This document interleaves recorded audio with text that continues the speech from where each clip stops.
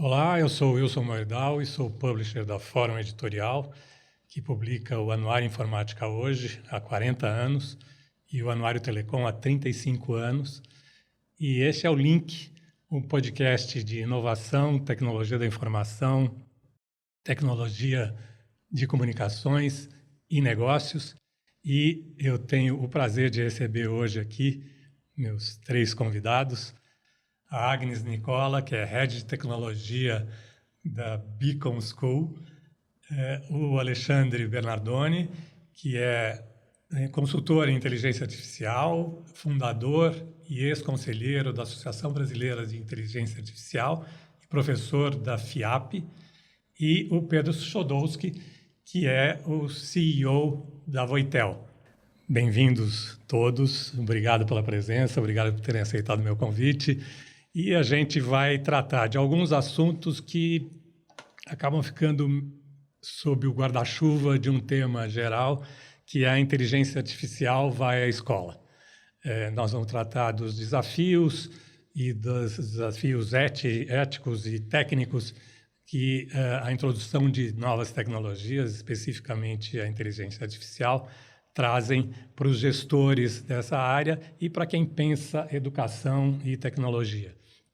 Queria começar, obviamente, com a Agnes, para ela contar a experiência dela com a TI e com educação na Beacon.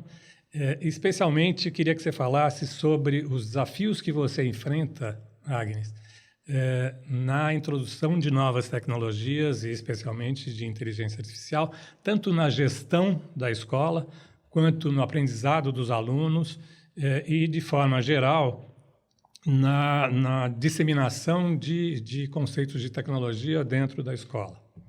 Muito bom. A palavra está com você. Bom, muito obrigada pelo convite. É um prazer estar aqui com vocês. Obrigada, Wilson. Obrigada, Pedro, Alexandre. Espero que seja um papo leve e descontraído, que a gente possa aí servir de referência e inspiração aí para quem estiver nos ouvindo ou nos assistindo. Bom, com todas essas perguntas aí, a gente tem umas 3 horas aqui de podcast, tá Ou ótimo. pelo menos mais de um episódio. Isso já está mais ou menos pré-definido que vai ser assim. Começo dando um pouquinho de contexto da minha trajetória. Então, sou formada em Engenharia da Computação, com MBA em Gestão de Tecnologia. A minha carreira, ela vem da área de infraestrutura, mas depois entrando em gestão da área, né? Em diversos segmentos que eu atuei, mas mais recentemente, aí, nos últimos 6 anos, que eu fiz uma migração pensada para o segmento educacional. Então, também fiz aí uma especialização em computação aplicada à educação.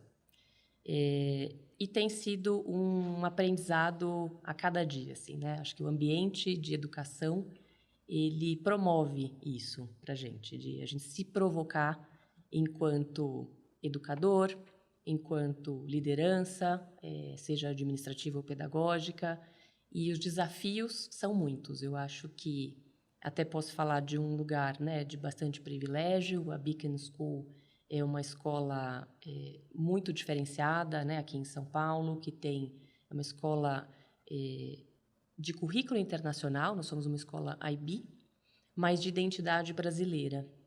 Então, a gente tem aí esse desafio de não perder essa essência dessa cultura brasileira, da nossa diversidade, da nossa riqueza, ao mesmo tempo em que a gente promove essa educação integral do aluno e, principalmente, uma educação global, principalmente nos tempos que a gente está falando atualmente tão necessários, né? E aí, quando a gente olha para tecnologia, olhando para todo esse cenário, eu posso dizer para vocês aqui que ela é um elemento fundamental, né? Um pano de fundo fundamental em tudo isso, porque ela viabiliza muitas práticas pedagógicas, ela alavanca a aprendizagem e ela também trabalha, inclusive, necessidades de personalização. Quando a gente tem necessidades, né, com alunos neurodiversos, por exemplo. Então, assim, as aplicações são muitas e os desafios igualmente, né? Então, se a gente está falando desse lugar de privilégio numa rede privada, eu tenho determinados desafios, e se a gente for estender essa conversa nos desafios da educação pública, a gente tem outros degraus, outras camadas aí de desafios. Acho que hoje a gente pode trazer nessa temática da inteligência artificial, o desafio acho que tem sido muito da gente ter que trabalhar com o novo, né? Acho que tudo é novo para todo mundo. Inclusive, até preciso me colocar também no chapéu de humildade, de saber que não tem como a gente já estar tão preparado para aquilo que está acontecendo. Nós temos talvez a felicidade ou a infelicidade de estar vivendo esse momento agora, né? Daqui a pouco a gente vai falar sobre isso com os nossos netos. Mas uma coisa que me intriga é o seguinte: vocês já têm aplicações de inteligência artificial, mas principalmente na gestão da escola como uma empresa, na parte didática, educacional, na formação dos professores, onde vocês já têm aplicações concretas de IA? A gente tem algumas. A gente prioriza sempre numa aplicação pedagógica.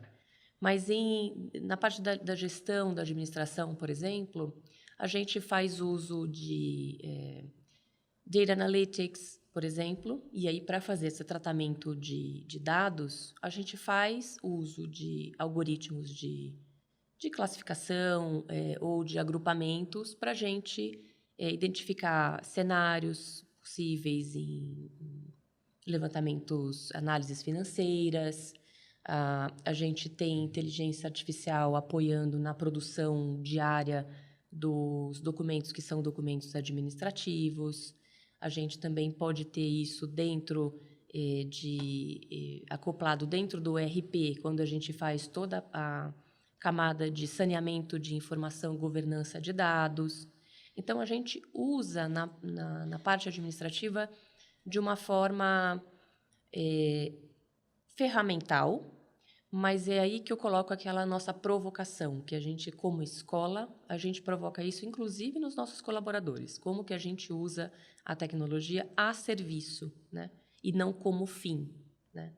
Então, eu posso te dar mais exemplos de como a gente usa inteligência artificial, mas realmente na aplicação do aluno com o professor em sala de aula. E aí a gente tem diversos exemplos, né?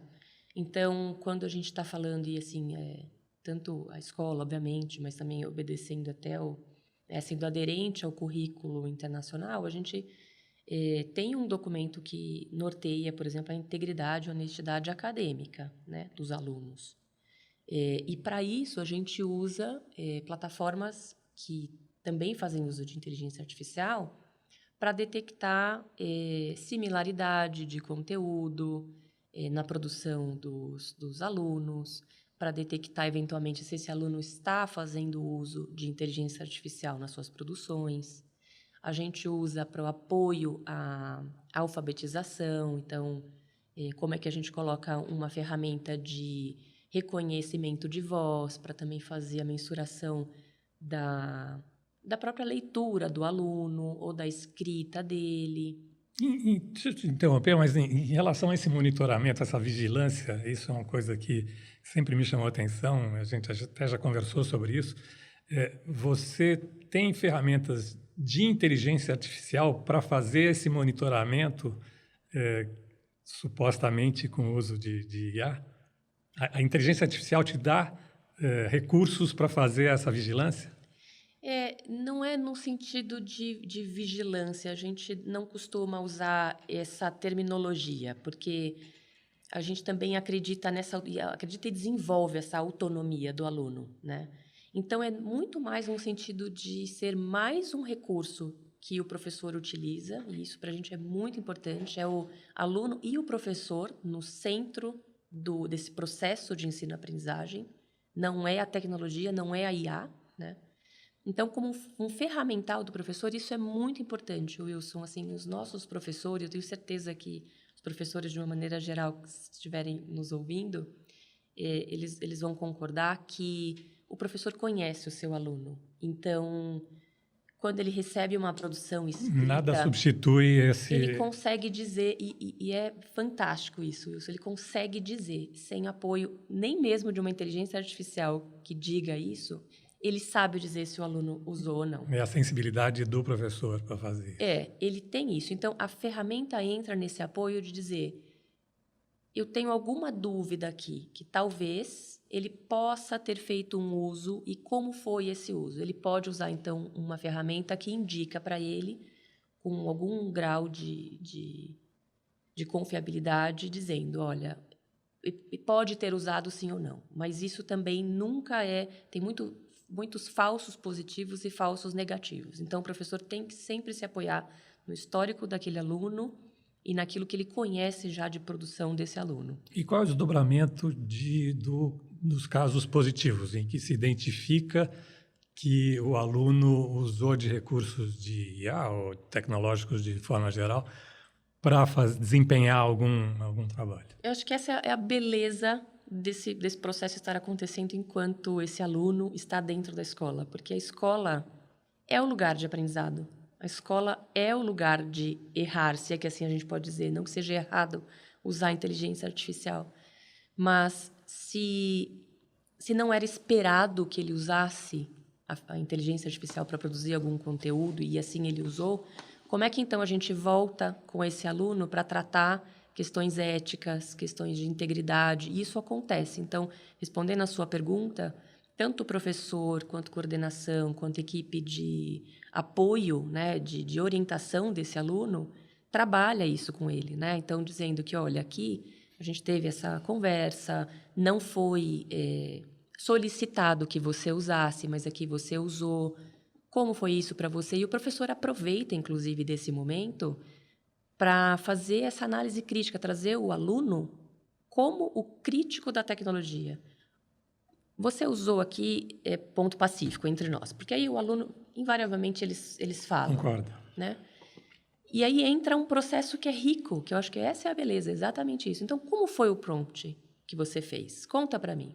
E aí o professor começa a trabalhar isso com o aluno e inclusive, mediar. Então, se você foi por esse caminho, será que você não poderia ter perguntado diferente para você ter um uso inspiracional da plataforma e não um uso que você simplesmente copia a informação sem nenhum senso crítico sobre isso?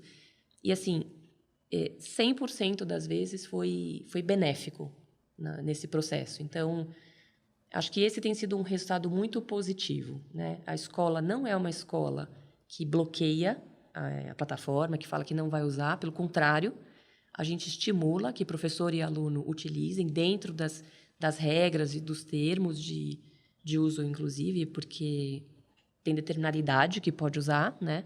Não é qualquer idade que pode usar, é de 13 anos em diante, inclusive, para que ele acompanhe isso junto com o aluno. Então, eles vão construindo isso e o aluno vai entendendo quais são as melhores formas que ele tem para usar a inteligência artificial das próximas vezes, inclusive. Mas ele precisa também estar aderente às normas e às regras de integridade acadêmica do próprio currículo internacional. Isso... Eu queria pedir a intervenção do Alexandre, porque tem um paralelo importante para fazer entre essa adoção de tecnologia nas escolas e nas empresas. Então, conceitualmente, são coisas semelhantes, mas, obviamente, que na prática a aplicação tem suas peculiaridades. Então, eu queria que você falasse um pouco, depois a gente volta para você. E, Pedro, intervém a hora que você quiser. Isso aqui é um bate-papo coletivo. Vocês podem, inclusive, fazer perguntas uns para os outros. Não precisam depender só das minhas intervenções, tá? Ótimo, perfeito. Primeiro, obrigado, Wilson, pelo convite. Prazer estar aqui com vocês, discutindo, Pedro, Agnes. O que eu vejo, você perguntou das empresas... Até essa onda mais recente de IA generativa ali, que foi talvez tendo como um grande marco o ChatGPT, né, o lançamento do ChatGPT, IA era uma coisa de especialista, né, uma coisa que você precisava ter ali, os seus engenheiros de dados, especialistas, analistas, criar seu banco de dados para usar. Agora, com essa tecnologia nova, ela passou a ser disponível para qualquer usuário que já aproveita, né? A OpenAI já fez o grande trabalho ali de treinar toda essa inteligência e já vem uma IA bastante flexível, versátil, que se adapta a um monte de situações e que versão a versão fica cada vez mais inteligente. Então, acho que um dos grandes desafios das empresas para adotar isso não é mais igual antigamente, que era um projeto top-down ali, que você definia um projeto de tecnologia, implantava aquilo. É você justamente conseguir qualificar a sua equipe para usar as ferramentas, mexer na cultura da sua empresa para que ela possa ser mais aberta à experimentação, a processos ali, né? Tá todo mundo aprendendo junto a mexer com isso. E aí, minha curiosidade, Agnes, na Beacon, é como que vocês fazem isso com o corpo docente que está lá com os alunos, né? Quem que puxa isso? É você como tecnologia? É educação? Porque é uma coisa mista ali no meio do caminho, né? Existe algum processo contínuo de treinamento? É uma discussão que acontece conforme a tecnologia evolui? Como que vocês fazem para ir incorporando isso no dia a dia desse educador que passa grande parte do tempo dele na sala de aula, né, com os alunos ali também? Eu vejo aí um desafio muito grande. Eu queria entender como que vocês lidam com isso. Não, excelente pergunta, Alexandre, porque eu acho que esse geralmente idealmente o divisor de águas dentro de uma escola, ou até de uma instituição de ensino superior. Então, eu posso dizer aqui da nossa experiência dentro da Beacon. É uma escola, de novo, como eu trago, né, assim, muito diferenciada em seu formato, por estar com esse currículo internacional e investir fortemente na formação de seus professores, onde já se estabelece um cronograma de formação para o ano inteiro. Então, faz parte da carga horária desse professor uma quantidade de horas semanais de formação. Essa é uma responsabilidade. A gente tem, então, uma área responsável por desenvolvimento profissional, que é voltado majoritariamente para a equipe pedagógica, mas também para a equipe administrativa e demais colaboradores, porque a gente fala somos todos educadores e, na prática, é isso realmente o que acontece, né? Não é da boca para fora mesmo. Então, quer dizer, uma metapedagogia, né? É pedagogia para os pedagogos, é isso? Sim, né? Então, esse processo de aprendizado acontece de forma fluida e corriqueira, mas que ele também se espalha. Então, não é só a formação daquele que está em sala de aula, né? É para todos, para toda a equipe da escola. Então, esse processo de formação, ele acontece, então, mais de uma vez por semana. Eles têm horas que são chamados de professional development, realmente. É um espaço ali para evolução da equipe. Faz parte, todo mundo já sabe. Então, determinados dias da semana, determinados horários, eles estão em formação, mais de uma vez por semana. E, além disso, eles também têm horas dedicadas ao planejamento. Então, os planejamentos são semanais, porque é um currículo muito vivo, né? E aí, onde que a gente encaixa isso? Então, essa área que é responsável pelo desenvolvimento profissional, ela já tem todas as trilhas do que é necessário ao longo do ano. E tecnologia faz parte. Então, a gente já orquestra isso junto com essa área responsável por formação.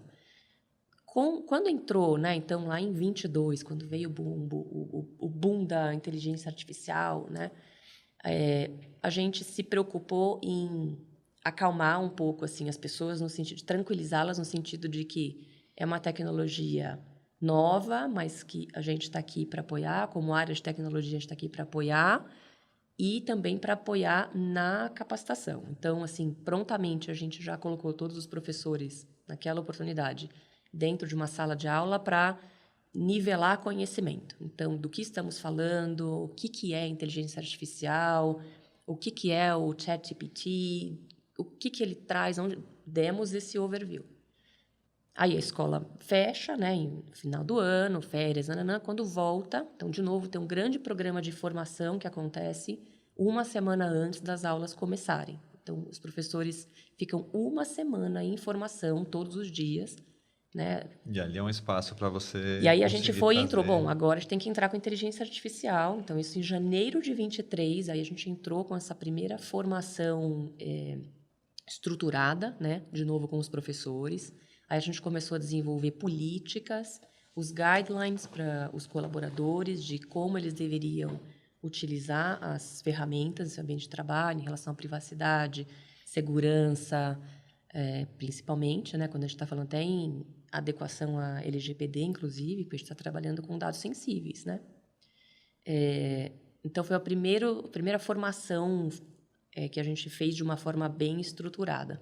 E aí, a partir disso, a gente foi fazendo outras atualizações e sempre trazendo, porque vocês estão acompanhando, que isso muda o tempo todo. Então, toda hora, né, isso está acompanhando, inclusive, a evolução da própria computação, né? Tudo isso só foi possível porque a computação permitiu, né, até com o Big Data, permitiu que a gente chegasse a essa popularização da inteligência artificial. Então, como é muito rápido, a gente faz essas inserções com bastante frequência. Inclusive, ontem e hoje, tivemos mais 2 formações, onde a gente até expandiu para a equipe administrativa e operacional, para, de novo, a gente trazer. Porque, então, uma hora sai lá o DeepSeek. E o que é o DeepSeek? Apareceu mais uma. O que eu faço com isso?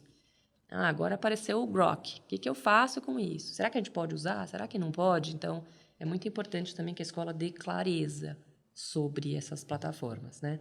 Então, determinadas plataformas onde a gente não tem certeza dos caminhos de privacidade e segurança, essas são plataformas que a gente não permite, por exemplo, que se use na escola, né? Então, minimamente, eu preciso ter ali um acordo de privacidade onde a gente sabe o que está sendo feito com as informações que estão sendo inseridas na plataforma. Então, a gente coloca isso de uma forma assim bastante, vou te dizer que é muito denso até o treinamento assim dos professores. É uma escola que investe muito.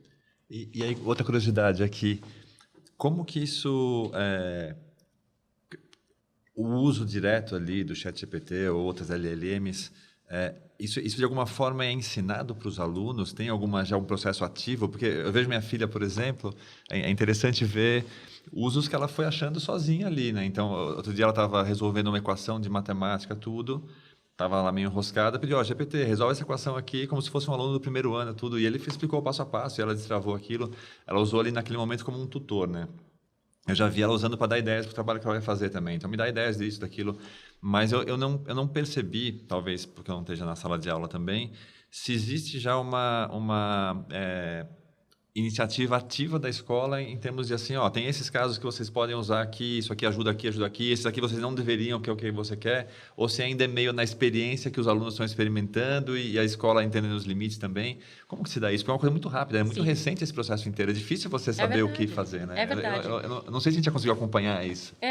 Mas tem um quê também que as novas tecnologias, elas vêm do orgânico, né? Também. Eu acho que isso tem um valor importante na adoção das tecnologias, mas a gente precisa tomar cuidado quando a gente está falando de crianças e adolescentes dentro de um ambiente de escola. Então, é um ambiente que já é naturalmente mediado, seguro, precisa ser, né? De novo, embora a gente esteja ali num ambiente de aprendizagem, onde o erro ele precisa acontecer e faz parte desse processo, a gente também não pode deixar que ele erre de uma maneira que vá ser algum tipo, né, de dano. Então, neste sentido, a gente não deixa muito que o aluno percorra esse caminho sozinho. Então, como que a gente procura fazer isso? Então, como um departamento de tecnologia, a gente capacita professores e dá recursos para eles. Então, a gente montou, por exemplo, um diretório de recursos possíveis das mais diversas necessidades que possam ser atendidas com inteligência artificial, e não só, mas com qualquer tipo de tecnologia educacional dentro da sala de aula. E aí a gente incentiva que o professor trabalhe isso em sala. Então, naqueles planejamentos que a gente falou que são semanais e que acontecem com frequência, a equipe de tecnologia educacional está junto do professor, participando do planejamento e do currículo. Bom, antes disso, o currículo já foi pensado junto.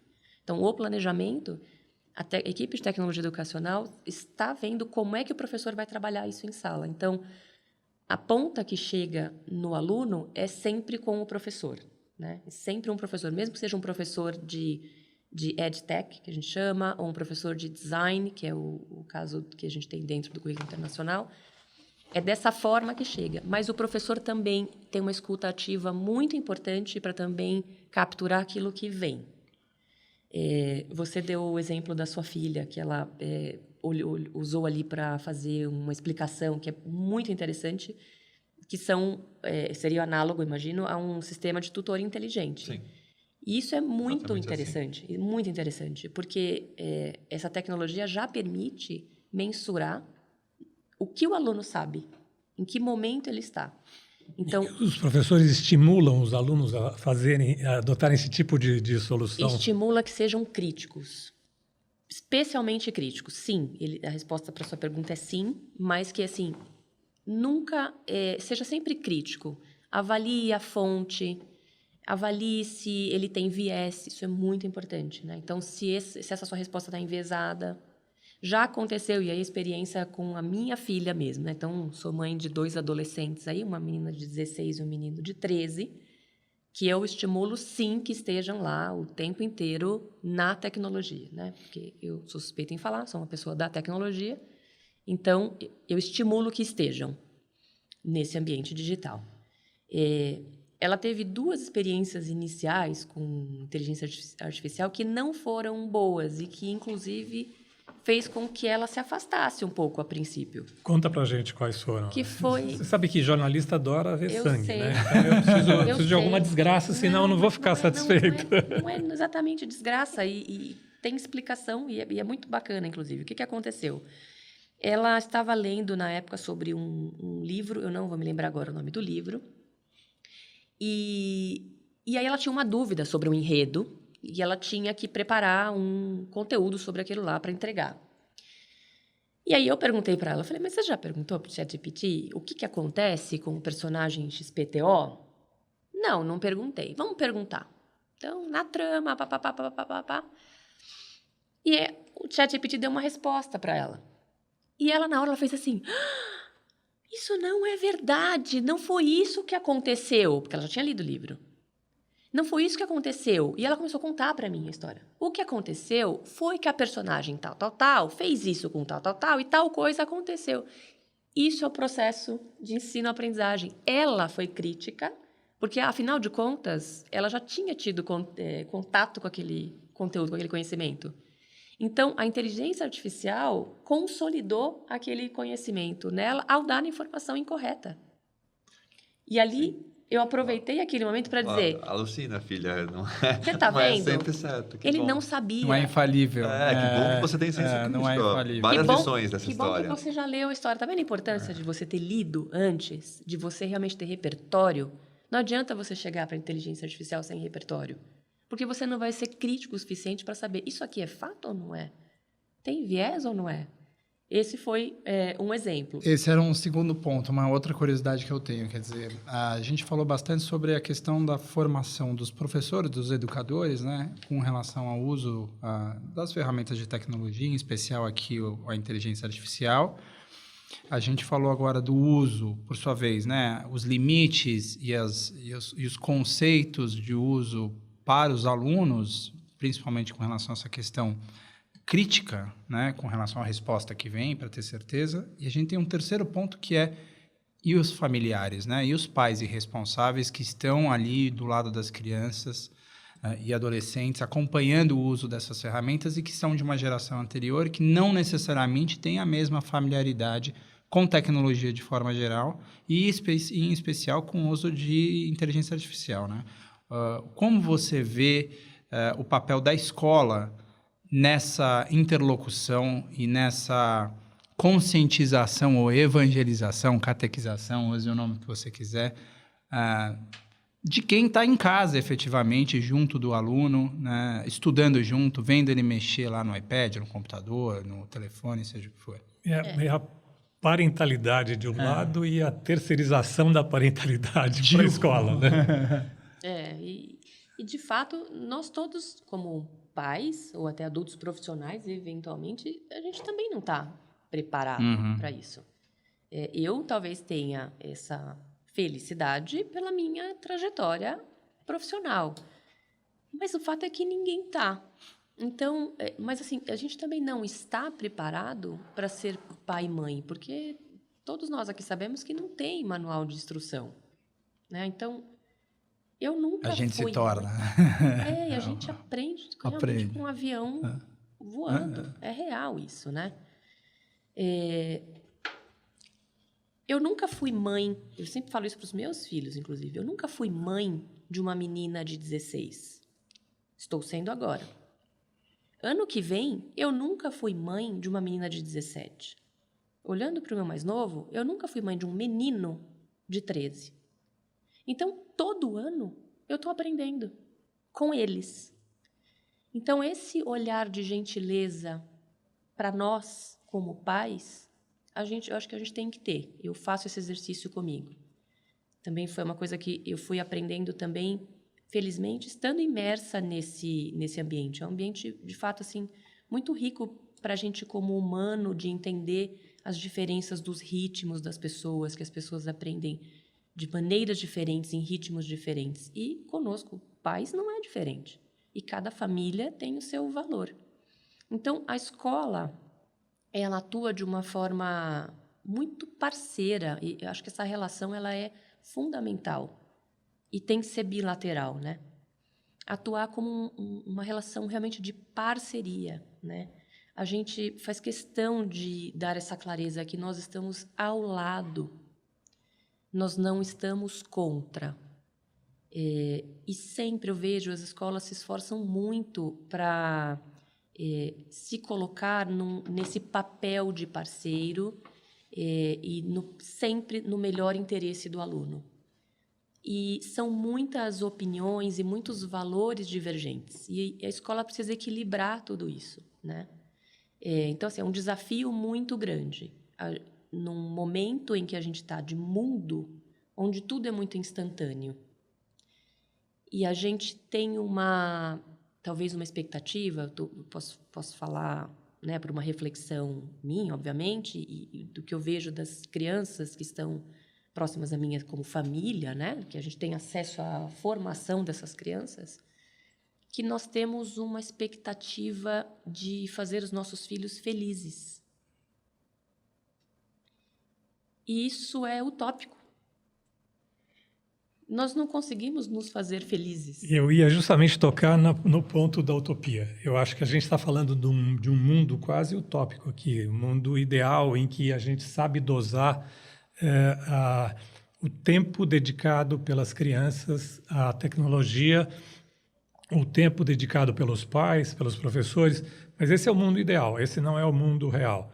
Eu queria que isso nos remete para a lei que restringe, a partir de agora, o uso de dispositivos móveis na sala de aula. A gente está falando de um jeito como se a gente tivesse todo o controle sobre o tempo e os dispositivos que os estudantes podem usar e durante quanto tempo cada dispositivo, em que momento podem usar. E com quais fins, né? E com quais finalidades, exato. A lei que restringe o uso de dispositivos móveis, smartphones, tablets e tal, na sala de aula,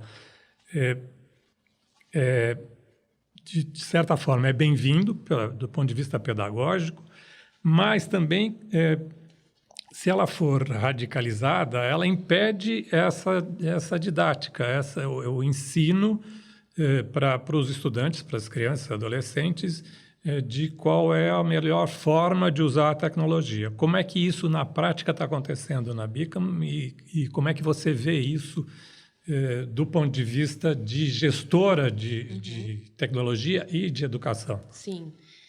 Na Bicam, a gente já tinha uma política interna de que não era permitido celulares para os alunos. Então, assim, determinadas faixas etárias já não era permitido. Os mais velhos podiam levar e eles tinham horários para usar. Então, quando a lei realmente entrou em vigor, a partir de janeiro desse ano, né, uma lei federal e também estadual, não foi assim muito choque para os alunos no sentido de foi muito radical, porque eles já estavam acostumados em certa medida de que chegou na escola ou ele não leva, né, dependendo da série dele, ou se ele leva ele teria que deixar guardado. A lei em si, ela não é radical em sua redação original, né? Ela diz que você pode usar os dispositivos, né, para fins pedagógicos. E a gente procura usar isso de uma maneira muito consciente, sempre intencional, sempre mediada. E os professores têm autonomia para decidir em que momento os smartphones podem ser usados, por exemplo, durante uma aula? No caso, assim, a gente não tem nenhuma... Muito interessante essa sua colocação, porque nós nunca tivemos nenhuma prática pedagógica onde fosse necessário o uso do celular. Quando era necessário, era eventualmente para tirar foto de alguma produção, porque isso a gente procura fazer muito, principalmente após pandemia, que as produções sejam escritas. A gente quer que, né, tenha uma materialização do conhecimento na escrita. Então, o aluno faz isso no papel e tirava foto em seu celular. Agora ele não tem mais. Então, para isso a gente usa de outros mecanismos que não o celular. Então, assim, o celular nunca foi uma coisa pedida de maneira pedagógica. Mas a gente tem os dispositivos. Então, eu tenho tablets, eu tenho computadores. E isso continua tendo um uso pedagógico. Então, para cada faixa etária, a gente respeita e é muito atento com os tempos que são preconizados aí pela Sociedade Brasileira de Pediatria, para cada faixa etária, né?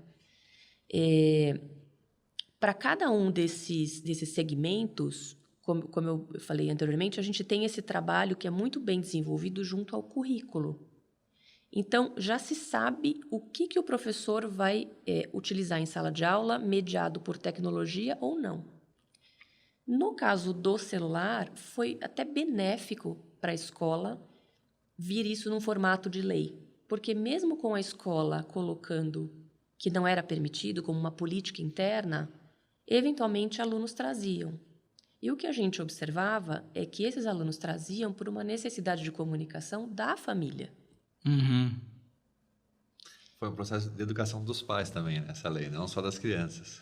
E de novo, é aquele momento da gente aprender como pais, porque nós não tínhamos isso. E como que a gente sobreviveu? Eu vou contar para meu filho, você deve almoçar em casa, Exato. né? Como que a gente sobreviveu com a logística de vai para lá, vem para cá, quem vai buscar, quem vai sair? Mas tem uma sutileza aí que a gente também precisa refletir sobre ela, que é o seguinte: celular, você se refere a celular, tudo bem. Smartphone já não é a mesma coisa. Quer dizer, o celular pode ser usado para você usar como telefone. É verdade. Numa É emergência. verdade. Porque hoje o celular é tudo menos celular, né? Não é mais, né? Não existe mais isso. E, especialmente nas escolas privadas, tanto as crianças têm equipamentos sofisticados, quanto as escolas estão conectadas. A gente precisa pensar na grande quantidade de escolas públicas que não têm conexão com a internet. E que o celular é o único meio. E os alunos que não têm conexão em casa, não tem conexão em casa, mas tem na escola, é a única oportunidade que eles têm de utilizar. Então, excelente ponte, porque quando a gente fala isso num contexto da escola privada, essa é a realidade. Mas na escola pública, quando uma lei impede, ela também acaba criando um gap muito grande de acesso ao conhecimento para essas crianças, porque até quando ela vai para casa, que às vezes ela não tem o celular, mas ela tem um celular que é da família, que é de um responsável, alguém que tenha celular na casa, ela não consegue nem fazer lição mais, porque ela não tem acesso àquilo, né? Então, eu acho que a lei ela é bem-vinda, mas que a gente está amadurecendo. Então, governo, escola, famílias, alunos, estamos amadurecendo nesse formato de uso. E nesse mundo ideal, é claro que essas questões estão resolvidas, mas saindo dessa bolha, nos ambientes em que o acesso é mais difícil nas casas e um pouco mais fácil nas escolas que têm conexão, você acha interessante a ideia de recreios digitais, intervalos digitais durante o período letivo? Eu acho que não precisa. Não, isso posso até compartilhar que Não foi chocante tirar o celular, então, assim, não tem aquela coisa de que, nossa, antes eles tinham determinado comportamento e agora eles têm determinado comportamento. Mas a gente percebe, porque como pela regra anterior da escola, política anterior da escola, eles podiam usar em alguma medida, ou no intervalo, ou no almoço, o que acontecia é que nesses intervalos eles estavam invariavelmente afoitos na tela para saber o que eles perderam enquanto o celular estava guardado por causa da aula. Então, sim, isso era prejudicial, a gente via isso. Então, o resultado positivo é que a gente consegue ter esse feedback, inclusive dos professores, de que agora eles colaboram mais entre si, eles interagem mais entre si. Então, esse acho que é o lado positivo da lei, né? Você sentiu esse impacto da Os socialização? professores trazem isso, inclusive a colaboração e até a concentração em sala. Eu fico pensando nessa turma que ainda está se adaptando pós-pandemia, né? Que perdeu uma parte da socialização ali, talvez esse impacto de tirar o celular seja positivo mesmo para reativar esses vínculos, né? Eu acho que é um caminho. Acho que a minha visão é essa. Não pode ser o fim. Porque só restringir, só tirar não educa. Então, esse é um lugar que eu queria chamar a atenção de não trabalharmos com comando e controle apenas, né? Porque a gente sabe que, historicamente, isso não funciona. Então, se a gente está num lugar de educação, eu preciso educar esse aluno a se autorregular, a ser consciente, a ser cauteloso com o conteúdo que ele consome. De novo, aquele olhar crítico de saber isso aqui está me fazendo bem, isso aqui não está me fazendo bem. Então, por isso que a gente tem no currículo, desde a educação infantil, trabalhando competências e habilidades que levam essa criança, ao longo de toda a sua trajetória escolar, a entender o funcionamento das tecnologias e para que ela possa fazer um uso, de fato, relevante e acessório, que a suporte, e não que ela vire o produto. Então, isso é muito importante. Então, ter esse olhar de que a gente não deve afastar a tecnologia das crianças, porque a geração alfa já nasceu com os dispositivos, já nasceu com inteligência artificial. Olha a gente que não nasceu com dispositivos... Não são só nativos digitais, eles são nativos de inteligência artificial. Nativos de inteligência artificial, não é? Nós estamos agora formando seres humanos que vão lidar com desafios que a gente nem sabe quais são. Os desafios hoje não existem. Talvez a gente possa fazer uma inferência do caminho que estamos indo em questões climáticas, socioeconômicas, mas essas crianças, esses adolescentes, jovens, eles vão lidar com esses desafios, né? Então, são outras competências que a gente precisa desenvolver para esse futuro, mas a tecnologia, ela é parte, não tem como tirar, não tem como a gente pensar que, deixando fora, eu estou resolvendo um problema. Eu penso que, se não cuidarmos dessa retirada bem, a gente, inclusive, quando coloca de volta, coloca até num sentido de um uso até afobado pela falta, pelo não contato, né? Então, isso a gente procura trabalhar bastante com alunos e professores em sala para mitigar esse efeito... Essa afoiteza é a ansiedade a geração ansiosa do Jonathan Haidt, que, aliás, tem um fala efeito neurológico. Que é muito importante você estimular o on-life, a vida real, e não o online, que é um papel que a escola tem que ter. E, nesse sentido, existe uma preocupação, tanto na Beacon, e você tem visto nas outras escolas, tanto particulares quanto públicas, a preocupação em didática, de ensinar às crianças o que é permitido, o que é lícito, o que não é lícito nas redes sociais. Quer dizer, o uso das redes sociais precisa ser esclarecido. E, para esclarecer isso, você precisa dos dispositivos. Então, por isso que eu falei que as restrições da lei, às vezes, podem impedir que essa formação, né, seja adequada. Quer dizer, você tem sentido que, tanto na Beacon quanto em outras escolas, existe essa preocupação de instruir os estudantes, crianças e adolescentes, sobre o uso de redes sociais? Sim, eu te asseguro que sim. Isso, inclusive, faz parte da Base Nacional Comum Curricular, a BNCC. Então, ela existe para trabalhar todas as competências e habilidades dos alunos do Brasil inteiro. É normativo, é um documento normativo. Então, todas as escolas públicas e privadas precisam seguir essa diretiva. E não muito longe, quer dizer, recente, em outubro de 22, se não me engano, nós tivemos o complemento, a BNCC, o complemento de computação. Então, assim, é lei para toda e qualquer escola ensinar todos os artefatos vinculados à computação. Então, ali a gente trabalha pensamento computacional, ética e cidadania digital. Então, é obrigação das escolas fazerem isso, né? Tá nesse complemento à BNCC. Eventualmente, as escolas podem entender isso dentro do currículo de uma outra forma. Então, por exemplo, a gente pode trabalhar isso dentro do currículo de matemática, onde eu vou trabalhar padrões, detecção de padrões, eu vou trabalhar sequências, eu vou trabalhar raciocínio lógico. Pode estar dentro do currículo da matemática.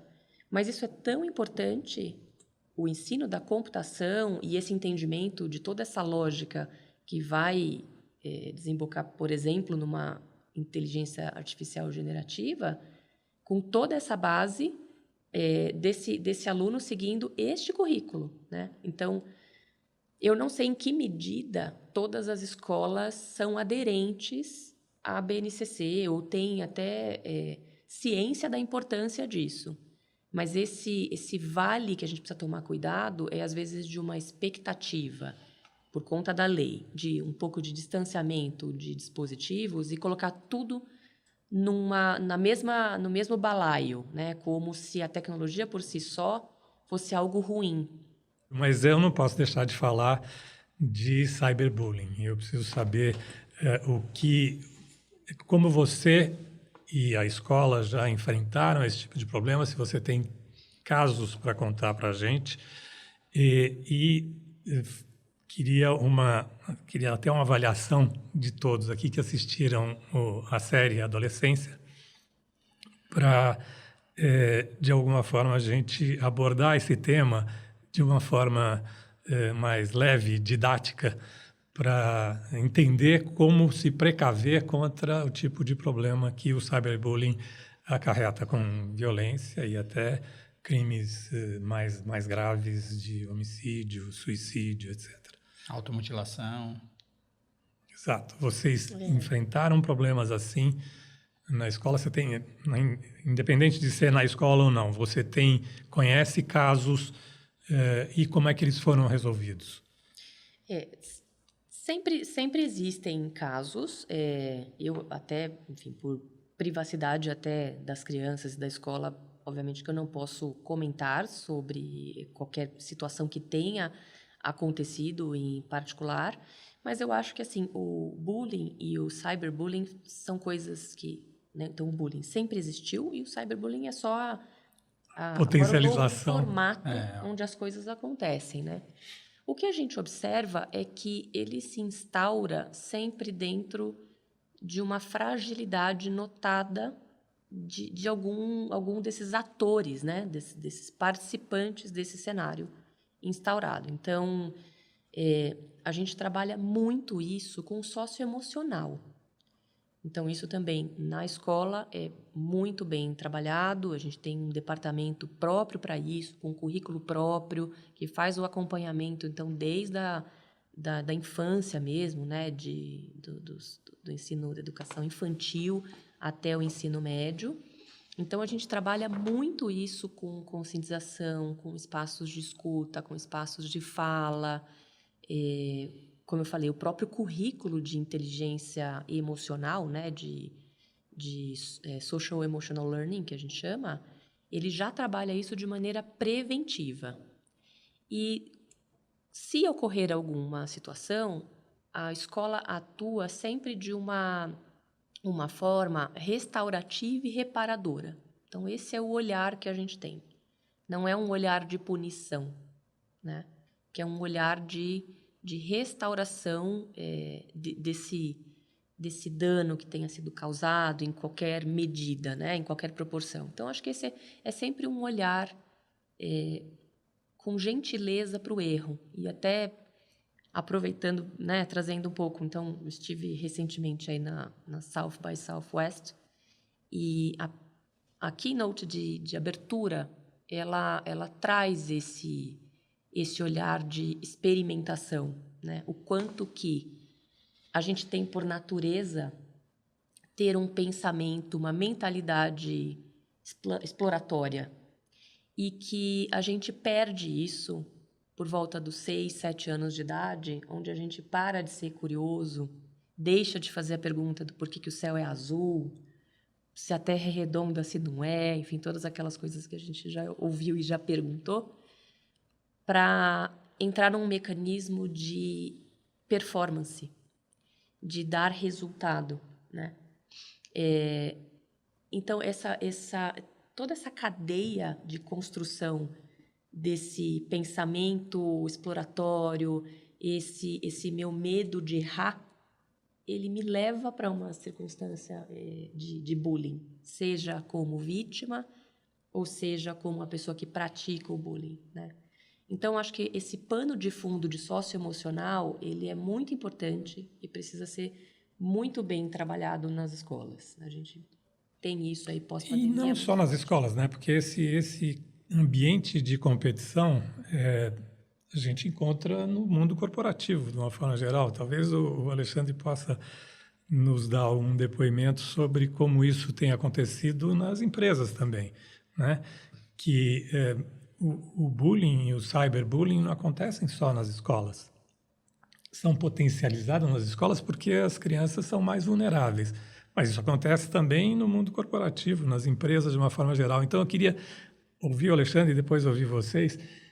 O que a gente pode dizer para o nosso público, que é principalmente constituído por gente da área de tecnologia, executivos de tecnologia, empresários da área e pessoal acadêmico, o que a gente pode recomendar como orientação e como preocupação em relação à contenção da violência, do cyberbullying e das ações inadequadas no mundo digital.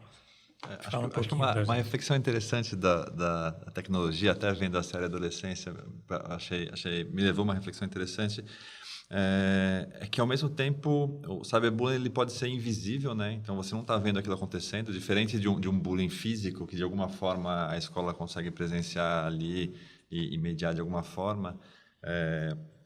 Aquele bullying, o cyberbullying pode estar acontecendo dentro de um grupo fechado de WhatsApp, alguma coisa ali.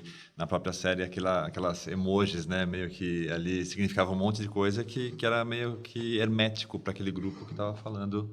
Um dicionário de emojis que a gente não conhecia, né?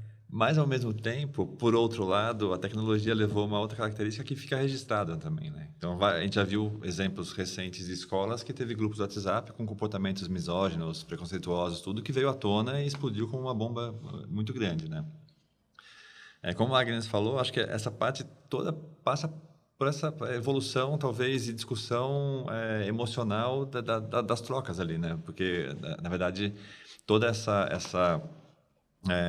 situações, seja numa escola de cyberbullying, seja num ambiente de trabalho de assédio moral, assédio sexual, tudo, eu acho que vem sendo discutido cada vez mais e cada vez menos aceito esse processo na sociedade como um todo. E acho que gradualmente vai levando a uma conscientização diferente, né? Acho que a tecnologia ela é uma participante passiva desse processo, né? Quem está usando aquilo como ferramenta, na verdade, são as pessoas, né? E aí acho que é onde tem que atuar. Na verdade, a gente está ali colocando o que há de melhor e o de pior na nossa Acaba sendo humanidade. um meio novo É um de meio. interagir, né? Mas a discussão não está no meio, a discussão está em como que a gente lida com isso, quanto que a gente tolera disso, quanto que a gente Exatamente, aceita. né? E a Fazer- conscientização do que é, né, dos limites, né? Eu acho que quando a gente fala, não tá, o cyberbullying, o bullying, né, o cyberbullying talvez seja esse novo formato mesmo, como a Agnes disse, ele sempre existiu, né, nas crianças, nas escolas, dentro de núcleos familiares, entre amigos, nas empresas, né? Isso é algo que é corriqueiro. Eu vejo famílias, né, que existe um bullying interno. Vem aquele tio e fala, ô careca, o outro chega, o tio gordo, né? Isso acontece muito, né? Reunião de Natal, principalmente. Mas, enfim, a conscientização a conscientização, acima de tudo, sobre esses limites, como você colocou. E a segunda coisa, o ensinar socioemocionalmente, né? Esse cuidado socioemocional, esse desenvolvimento socioemocional é muito importante, porque aquele que está praticando, ou aquele núcleo, aquele grupo, percebe que aquilo não é talvez uma postura e um comportamento mais adequado perante um dos membros do grupo ou mais de um dos membros do grupo, né? E que a melhor forma de se fazer é uma forma, de fato, reparadora. Eu acho que essa é a abordagem fundamental, né? Como é que a gente repara, como é que a gente regenera enfim. Voltando um pouquinho para a questão da tecnologia, eu queria saber se, especificamente no seu caso, Agnes, se é possível fazer a chamada análise preditiva usando inteligência artificial para prevenir esse tipo de problema. É possível, Wilson. Existem, inclusive, boas plataformas que se usam de inteligência artificial para que a gente possa mitigar eventuais riscos dentro das escolas, né? Então, a gente pode dar, por exemplo, determinado aluno que começa a fazer pesquisas sobre elementos químicos, que isso pode levar a um lugar de que talvez ele possa estar pensando em construir alguma coisa que vá machucar alguém. Ou determinados sites que ele acessa corriqueiramente nos levam a pensar que ele pode estar tendo qualquer tipo de desenvolvimento de alguma coisa que vai ser um dano para ele ou um dano para alguém. Então, com base nessas coletas desses comportamentos, as plataformas podem dizer, olha, está em risco, aqui tem uma bandeira amarela aqui, tem uma bandeira vermelha ali, ou até, eventualmente, ele fez uma produção textual em que ele escreve alguma coisa que dá um sentido de que ele está emocionalmente abalado com alguma coisa. Então, existem mecanismos para isso. Isso é muito importante que esteja sempre, né, num guarda-chuva de uma empresa bastante sólida, com termos de uso e políticas de privacidade também muito consistentes, porque são informações sensíveis, e dentro da escola que isso também chegue às equipes necessárias para receber essa informação e ter a atuação necessária, né?